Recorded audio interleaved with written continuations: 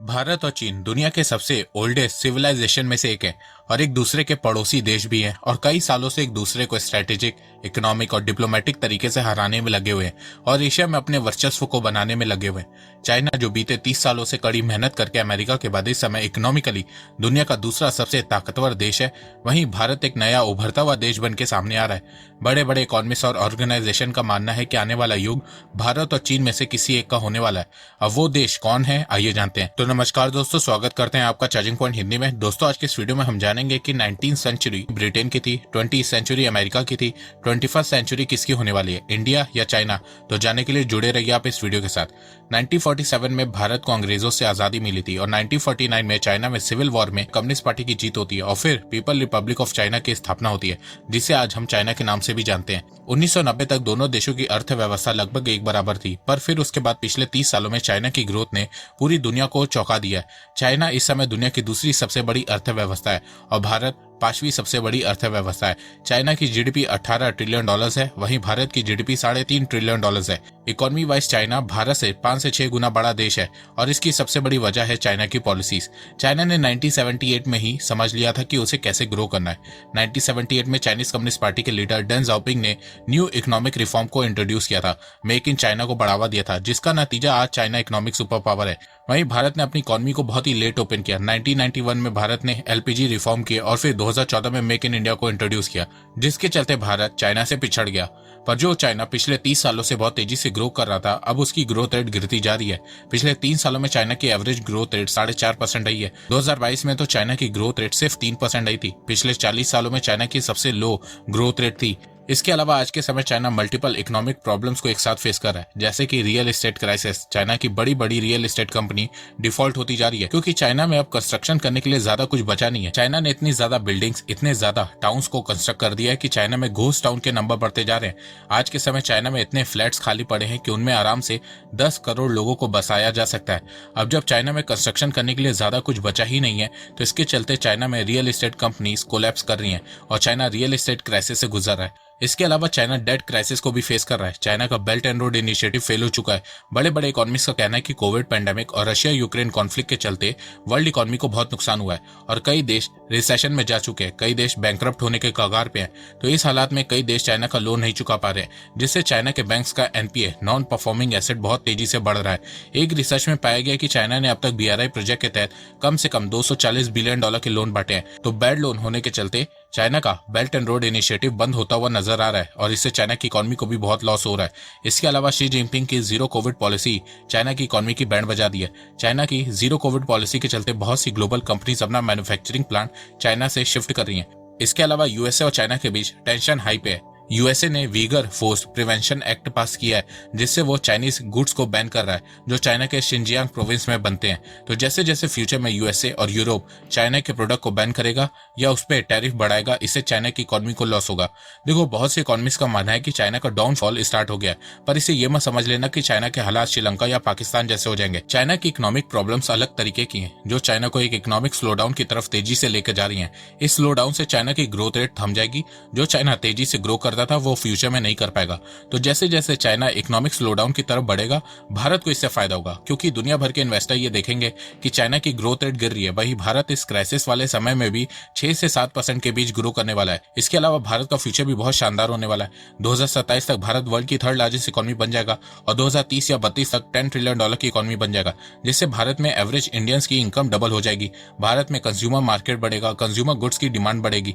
इसके अलावा भारत दुनिया की सबसे बड़ी आबादी वाला देश भी बन जाएगा। तो किसी भी कंपनी या इन्वेस्टर के लिए भारत को इग्नोर करना बहुत ही मुश्किल हो जाएगा। देखो, आज के समय चाइना भारत से लगभग हर फील्ड में आगे है और ये हमें मान भी लेना चाहिए, क्योंकि ये सच्चाई है। पर इसे डरना बिल्कुल भी नहीं चाहिए, क्योंकि भारत को अब अपना कॉम्पिटिटर मिल चुका है। चाइना के साथ कॉम्पिटिशन करने से भारत की इकोनॉमी स्ट्रांग होगी। बहुत से सेक्टर में भारत इंप्रूव करेगा। Education, health care, research and development, technology, defence में भारत की स्पेंडिंग बढ़ेगी। और देखा जाए तो ये बिल्कुल सही समय भी है, सिचुएशन भी सही है। भारत सरकार और भारतीयों को मिलकर भारत को इकोनॉमिक पावर हाउस बनाना है। चाइना चाइना को हराने में टाइम लगेगा, पर इस कंपटीशन से आने वाले 8-10 साल में भारत इतना ज्यादा स्ट्रांग बन जाएगा कि वो चाइना को हर फील्ड में आराम से टक्कर दे देगा। और ये मैं ऐसे ही नहीं बोल रहा हूँ, ये सेंचुरी भारत की होने वाली है। कैसे, बताता हूँ। देखो, किसी भी देश की इकोनॉमिक ग्रोथ के लिए 3 मेन सेक्टर जरूरी होते हैं, एग्रीकल्चर सेक्टर, मैन्युफैक्चरिंग सेक्टर और सर्विस सेक्टर। कोई भी देश की इकोनॉमिक ग्रोथ की शुरुआत एग्रीकल्चर सेक्टर से होती है, पर एग्रीकल्चर सेक्टर से आप ज्यादा ग्रोथ हासिल नहीं कर सकते, क्योंकि जितना बड़ा आपका एरिया होगा आप उतना ही अनाज उगा सकेंगे, और जितना अनाज उगाएंगे उतना ही सेल कर पाएंगे। तो इकोनॉमिक ग्रोथ को बढ़ाने के लिए हर देश एग्रीकल्चर सेक्टर से शिफ्ट होकर मैन्युफैक्चरिंग सेक्टर में जाते हैं। मैन्युफैक्चरिंग सेक्टर में लेबर्स को बेसिक स्किल प्रोवाइड की जाती है। इसके अलावा मैन्युफैक्चरिंग एरिया पे डिपेंड नहीं होती है। आप एक फैक्ट्री में लाखों करोड़ों प्रोडक्ट को कई सालों तक मैन्युफैक्चर कर सकते हैं।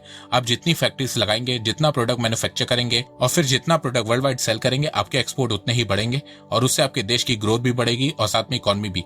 पर मैन्युफैक्चरिंग सेक्टर का भी एक सैचुरेशन पॉइंट होता है। देखो, मैन्युफैक्चरिंग सेक्टर तब तक देश की ग्रोथ को बढ़ाने में मदद करता है जब तक देश में चीप लेबर फोर्स अवेलेबल रहता है। जैसे जैसे लेबर की इनकम बढ़ने लगती है, वैसे वैसे मैन्युफैक्चरिंग उस देश में महंगी होने लगती है और फिर प्रोडक्ट की प्राइस भी बढ़ने लगती है और फिर वो प्रोडक्ट वर्ल्ड वाइड कॉम्पिटिटिव नहीं रह जाता है और फिर देश की ग्रोथ रेट भी गिरने लगती है। तो मैन्युफैक्चरिंग सेक्टर के बाद देश की ग्रोथ को बढ़ाने के लिए सर्विस सेक्टर काम में आता है, जैसे कि lawyers, engineers, scientist, doctors, IT professional. इस सेक्टर में लोग ज्यादा एजुकेटेड होते हैं, उनके पास प्रोफेशनल स्किल होती है। लोग फिजिकल मेहनत के बजाय अपने दिमाग का इस्तेमाल करके पैसा कमाते हैं और कई सारी इनोवेशन करके देश को आगे बढ़ाते हैं। तो अब हम अगर चाइना और भारत को सेक्टर वाइज कंपेयर करें तो चाइना एग्रीकल्चर सेक्टर और मैन्युफैक्चरिंग सेक्टर में बहुत आगे है, पर सर्विस सेक्टर में चाइना अभी इस समय उतना अच्छा नहीं है। वहीं भारत की बात करें तो भारत एग्रीकल्चर और सर्विस सेक्टर में बहुत अच्छा है। सर्विस सेक्टर में तो भारत चाइना से भी अच्छा है, पर मैन्युफैक्चरिंग सेक्टर में भारत बहुत वीक है। तो भारत में मैन्युफैक्चरिंग सेक्टर को बढ़ाने के लिए भारत सरकार ने make in India PLI scheme आत्मनिर्भर भारत लॉन्च किया है और ये पॉलिसीज अपना काम धीरे धीरे कर भी रही हैं और भारत के एक्सपोर्ट को भी बढ़ा रही हैं। पर इसके अलावा एक और वजह है जिसके चलते आने वाले समय में भारत और तेजी से ग्रो करने वाला है, और वो वजह है डेमोग्राफिक फैक्टर। यूनाइटेड नेशन के हिसाब से मई मंथ में भारत चाइना को हरा के दुनिया की सबसे ज्यादा आबादी वाला देश बन जाएगा। अब आप लोग सोच रहे होंगे कि इससे भारत को क्या फायदा होगा। तो देखो, अब चाइना की आबादी बढ़ना बंद हो गई है, उल्टा चाइना की आबादी गिर रही है। 2022 में चाइना की आबादी 8.5 लाख कम हो गई थी। इसके अलावा चाइना की फर्टिलिटी रेट 1.2 पे आ गई है, जिससे चाइना में अब बच्चे भी ज्यादा पैदा नहीं हो रहे हैं। इसके अलावा चाइना की आबादी बूढ़ी होती जा रही है। इस समय चाइना में 30 से 60 साल के बीच मैक्सिमम लोग हैं, 60 साल से ज्यादा 20% लोग हैं। 2050 तक चाइना की 50% आबादी बूढ़ी हो जाएगी। तो इसके चलते चाइना में वर्क फोर्स बूढ़ी होने लगेगी, जिससे चाइना में मैन्युफैक्चरिंग धीरे धीरे कम होने लगेगी। इंटरनेशनल कंपनीज अपना मैन्युफैक्चरिंग प्लांट शिफ्ट करने में मजबूर हो जाएंगी। अब यहाँ पे भारत को फायदा होगा, क्योंकि भारत की आबादी यंग होगी। इस समय भारत में 50% जनसंख्या 25 साल से कम है और 65% जनसंख्या 35 साल से कम है। इस समय भारत की टोटल वर्कफोर्स 900 मिलियन पीपल्स की है और अगले 30 सालों में 273 मिलियन लोग और जुड़ेंगे। तो 2050 तक भारत की टोटल वर्कफोर्स 1.08 बिलियन पीपल की होगी। तो आने वाले समय में भारत के पास एक बहुत ही सॉलिड अपॉर्चुनिटी होगी, और इसी तरीके की अपॉर्चुनिटी का फायदा जापान ने भी उठाया था और चाइना ने भी उठाया था। इस समय भारत की एवरेज एज 28 ईयर्स की है, चाइना की 38 और जापान की 48 ईयर्स है। देखो, जब किसी देश की आबादी गिरने लगती है तो उस देश की ग्रोथ रेट भी गिरने लगती है। इसके अलावा आबादी गिरने से देश में इनोवेशन कम होने लगती है, मिलिट्री की स्ट्रेंथ कम होने लगती है, बिजनेस एक्टिविटी कम होने लगती है, डिपेंडेंसी रेशियो बढ़ने लगती है, क्योंकि आपकी बड़ी आबादी एक साथ बूढ़ी होने लगती है। और ये सब चीजें आप यूरोप, जापान, साउथ कोरिया में देख सकते हैं। वैसा ही अब चाइना के साथ भी हो रहा है। यूनाइटेड नेशन ने कहा है कि 2030 तक चाइना की आबादी गिर के 1.3 बिलियन तक आ जाएगी और 2100 तक चाइना की आबादी आधी हो जाएगी। चाइनीज गवर्नमेंट आबादी को बढ़ाने के लिए 3 चाइल्ड पॉलिसी इंट्रोड्यूस की है। इसके अलावा चाइनीज गवर्नमेंट बच्चा पैदा करने के लिए बहुत सारे इंसेंटिव भी दे रही है, पर उसके बावजूद चाइना में लोग बच्चे पैदा नहीं कर रहे हैं। चाइना दुनिया का पहला देश बनने वाला है जो अमीर होने से पहले ही बूढ़ा हो जाएगा। चाइना के बूढ़े होने का फायदा भारत को मिलेगा और इसी चीज से चाइना परेशान है और वो उटपटांग बयान दे रहा है, क्योंकि चाइना को पता है कि इंडिया का गोल्डन पीरियड शुरू होने वाला है। अब आप में से कुछ लोग बोलेंगे कि आबादी बढ़ने से क्या होगा, जब तक लोगों को जॉब नहीं मिलेगी तो देश ग्रो कैसे करेगा। तो देखो, आपकी बात बिल्कुल सही है, पर अगर मैं ये कहूं कि आने वाले समय में भारत में जॉब्स भी इंक्रीज होंगी, तो मैकेंसी एंड कंपनी ने बताया कि 2030 तक क्रिएटिव जैसे कि आर्टिस्ट, डिजाइनर, एंटरटेनर्स में भारत की 58% ग्रोथ होगी, चाइना की 85%।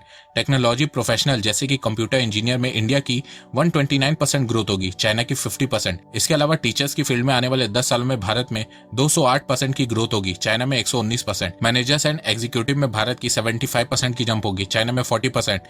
बिल्डर्स में भारत की 117% की जंप देखने को मिलेगी, क्योंकि भारत का इंफ्रास्ट्रक्चर डेवलप हो रहा है, वही चाइना में सिर्फ सिर्फ 9%। केयर प्रोवाइडर जैसे कि डॉक्टर्स, थेरेपिस्ट, फार्मासिस्ट में 242% की जंप भारत में देखने को मिलेगी, चाइना में 122%। प्रोफेशनल जैसे कि अकाउंट मैनेजर, इंजीनियर्स, लॉयर, जज, साइंटिस्ट में भारत में 46% की जंप देखने को मिलेगी, वही चाइना में सिर्फ 26%। ऑफिस सपोर्ट में भारत में 21% की जंप देखने को मिलेगी, चाइना में 14%। प्रेडिक्टेबल फिजिकल वर्क में भारत में 15% की जंप देखने को मिलेगी, चाइना में 4% गिरेगी क्योंकि चाइना की वर्कफोर्स बूढ़ी हो रही है। कस्टमर इंटरेक्शन में 46% की जंप देखने को मिलेगी भारत में, चाइना में 36%। वैसे मैं आपको बता दूं कि ये कोई इंडियन गवर्नमेंट का डेटा नहीं है, US bureau of labour statistics and McKinsey global institute analysis का डेटा है। मैकेंसी एंड कंपनी यूएस की ग्लोबल मैनेजमेंट कंसल्टेंसी फर्म है जो 1926 में बनी थी। ये वर्ल्ड की ओल्डेस्ट कंसल्टेंसी फर्म में से एक है। अब आप लोग सोच रहे होंगे कि भारत का ग्राफ हर सेक्टर में ऊपर क्यों जा रहा है, तो देखो भारत का ग्राफ इसलिए ऊपर जा रहा है क्योंकि डेमोग्राफिक्स अब भारत के फेवर में होने वाली है। इसी डेमोग्राफी का फायदा 40 साल पहले जापान ने उठाया था, 20 साल पहले चाइना ने उठाया था और अब भारत उठाएगा। इसके अलावा भारत में इंटरनेट की यूजर भी बहुत तेजी से बढ़ रहे हैं। दुनिया में सबसे सस्ता इंटरनेट भारत में है, जिससे भारत के स्टार्टअप को फायदा हो रहा है। आज हर कोई जो भारत में स्टार्टअप की बात कर रहा है वो इसी सस्ते इंटरनेट के चलते मुमकिन हो पाया है। आज आपको अपने प्रोडक्ट को लोगों तक पहुंचाने के लिए ज्यादा कैपिटल की जरूरत नहीं पड़ती है। आज आप इंटरनेट की मदद से अपने प्रोडक्ट और सर्विसेज को लोगों तक आराम से पहुंचा सकते हैं। बिजनेस करना आज के समय बहुत आसान हो गया है। रिसर्च में पाया गया कि जिस देश में जितने लोगों के पास इंटरनेट होता है उस देश में उतने ज्यादा स्टार्टअप ओपन होते हैं और उतना ही बड़ा मार्केट आपको अपनी चीजें सेल करने के लिए मिलता है। और देखा जाए तो यंग पॉपुलेशन होने से भारत में हर साल स्टार्टअप के नंबर भी बहुत तेजी से बढ़ रहे हैं। और स्टार्टअप सिर्फ नंबर्स दिखाने के लिए नहीं बढ़ते हैं, यही स्टार्टअप आगे चल के यूनिकॉर्न भी बन रहे हैं। यूनिकॉर्न उन स्टार्टअप को बोला जाता है जिनकी वैल्यूएशन $1 बिलियन से ज्यादा होती है। भारत में 100 यूनिकॉर्न हो गए हैं। तो भारत में बिजनेस को लेके इकोसिस्टम बहुत तेजी से बदल रहा है और ये स्टार्टअप जॉब्स भी क्रिएट कर रहे हैं और साथ में देश की अर्थव्यवस्था में कंट्रीब्यूशन भी दे रहे हैं। इसके अलावा यंग पॉपुलेशन होने से देश में इनोवेशन भी बहुत तेजी से बढ़ती है और देखा जाए तो भारत में हो भी रहा है। जैसे कि आप यूपीआई का एग्जांपल ले लो। 5 साल पहले किसे पता था कि भारत में एक ऐसा पेमेंट सिस्टम आएगा जो ग्लोबली सारे पेमेंट सिस्टम से बहुत ही बेटर और अच्छा होगा। अब यहाँ पे कुछ लोग कहेंगे कि सरकारी नौकरियां नहीं बढ़ रही हैं, तो देखो जब भी कोई देश डेवलप होने लगता है तो सरकारी नौकरियां अपने आप ही कम होने लगती हैं क्योंकि प्राइवेटाइजेशन बढ़ने लगती है। और ये चीज सभी देशों के साथ हुई है। आप किसी भी डेवलप देश की केस स्टडी उठा के देख लो, वहां पे भी सेम सिचुएशन रही है। पर देखो ऐसा नहीं है कि भारत सरकार को यहाँ पे कुछ काम करने की जरूरत नहीं है। इस समय भारत सरकार को सिर्फ जॉब्स जनरेट करने में ध्यान देना चाहिए और इसके लिए भारत सरकार को इंफ्रास्ट्रक्चर में इन्वेस्ट करना होगा जिससे ग्लोबल कंपनीज भारत में आ सके। साथ में इंडियन कंपनीज को भी सपोर्ट करना होगा, एमएसएमई को सपोर्ट करना होगा जिससे और ज्यादा जॉब्स जनरेट हो सके क्योंकि सिर्फ सरकारी नौकरी से देश आगे नहीं बढ़ने वाला है। इसके अलावा लेबर्स की स्किल को भी बढ़ाने में ध्यान देना होगा, तब जाके भारत की वर्कफोर्स इंडियन इकोनॉमी में कंट्रीब्यूट कर पाएगी। देखो बीते 75 सालों में भारत पाकिस्तान से बहुत आगे निकल चुका है। फ्यूचर में पाकिस्तान कभी भी भारत से आगे नहीं जा पाएगा। अब यहाँ से भारत को कोशिश करनी है कि वो आने वाले 25 सालों में चाइना को इकोनॉमिकली हराए। तो आने वाले समय में आप देखेंगे कि भारत कई सेक्टर में चाइना को आराम से टक्कर दे रहा होगा। पर असल कहानी तो 2030 के बाद शुरू होगी जब चाइना की वर्कफोर्स बहुत तेजी से बूढ़ी होगी और भारत उस समय वर्ल्ड 3rd लार्जेस्ट इकोनॉमी बन जाएगा और 2050 तक भारत की वर्कफोर्स भी बढ़ती रहेगी। तो आने वाले 20-30 साल भारत के लिए बहुत ही अच्छे साल होने वाले हैं और ये सेंचुरी भारत की होने वाली है और भारत फिर से सोने की चिड़िया बनने वाला है। तो दोस्तों मुझे लगता है कि अब आपको सब समझ में आ गया होगा। तो अगर आपको ये वीडियो पसंद आए तो आप इस वीडियो को लाइक कीजिए और अब आप मुझे सपोर्ट भी कर सकते हैं पेट्रियन और यूट्यूब में ज्वाइन बटन के थ्रू। एक बात मैं कहना चाहता हूँ, आप जितनी मेरी वीडियोस को शेयर करेंगे उतनी ही रीच मेरी बढ़ेगी और उतने ही लोग मेरे से जुड़ेंगे। तो वीडियो को शेयर करना, चैनल को सब्सक्राइब करना बिल्कुल भी मत भूलिएगा। मैं ऐसे ही एजुकेशनल वीडियोस लाता रहूंगा आप लोगों के लिए। तो अभी तक के लिए बस इतना ही। धन्यवाद। जय हिंद, जय भारत।